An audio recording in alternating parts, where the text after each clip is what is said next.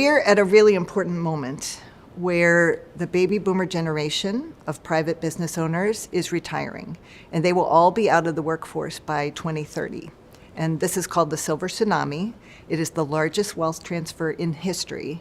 And for these businesses, if the business owner doesn't have a child to take over or a ready buyer, many of these businesses could go under. They could close their doors. And this would have a huge impact on our state and nationally as these small businesses that are so important to the community transition. So back in 2014, when I first started Broughton Consulting, I went to the National Center for Employee Ownership Conference, and I heard that there was an effort to have more boots on the ground by starting state centers. There was already a state center in Ohio that's affiliated with Kent State. It's been there for many years. There's one in the Rocky Mountains. There's one in Vermont. There's one in California. And I thought the time is now to start one in North Carolina because that's where I live. I started going around the state and just making connections with all the employee-owned businesses and all the players in employee ownership. So I met people from many of the ESOPs and many of the cooperatives. I made contact with Molly Hemstreet from the Industrial Commons. I made contact with Latasha Bestgaddy from the Shared Equity and Economic Development Program with the City of Durham, which happens to be where I live. I made contact with Patrick McHugh from the Budget and Tax Center, who had really gotten the employee ownership bug in 2016 and had published a report called Down Home Legacies and started really beating the employee ownership drum. I made contact with Thomas Beckett and Tia Evans from Carolina Common Enterprise, which is a cooperative developer in our state. And all of us began to give presentations around the state about employee ownership. And in late 2018, I was approached by the Employee Ownership Expansion Network offering us a small grant to actually found a formal employee ownership center in our state. So at that time, I took a deep breath and recruited board members and started the process to launch the center. So that was 2019. We were really mobilizing to start our center. The City of Durham was a big supporter because of their Shared Equity and Economic Development Program.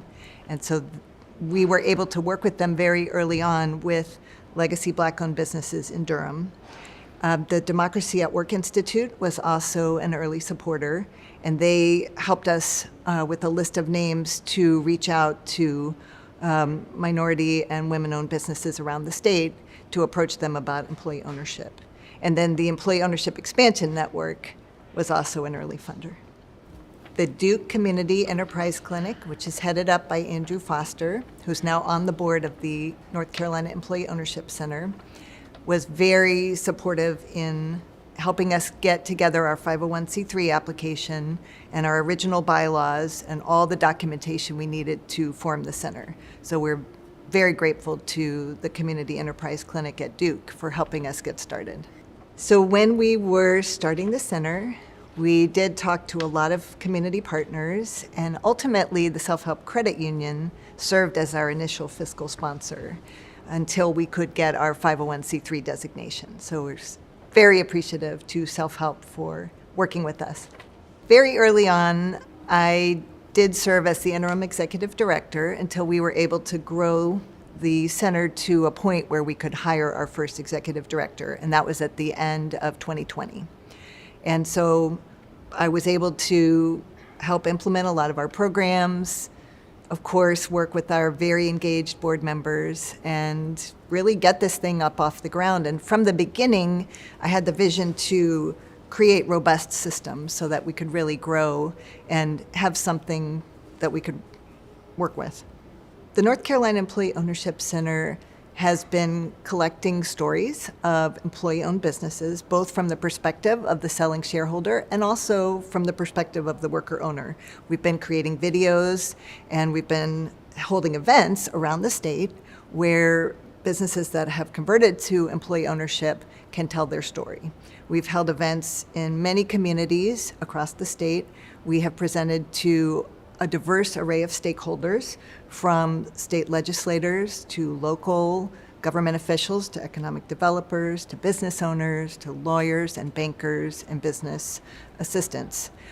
We know that it takes a long time for a business to actually convert to employee ownership. So by getting the word out, a lot more people know that it's an option. And then we do work directly with businesses. We've got a list of businesses we've worked with over time. We've connected them with various businesses that can help them convert. The other role that the center plays is that we connect employee-owned businesses with each other so that they're not operating alone. They're part of an ecosystem of businesses running a different way. We connect businesses with service providers that can help them with legal and accounting and governance and all the questions that they have. And then we do a celebration every year in October of newly formed employee ownership companies and just all kinds of employee-owned businesses throughout the state, and bring them together, help them learn about each other, help them network and connect and build something bigger together.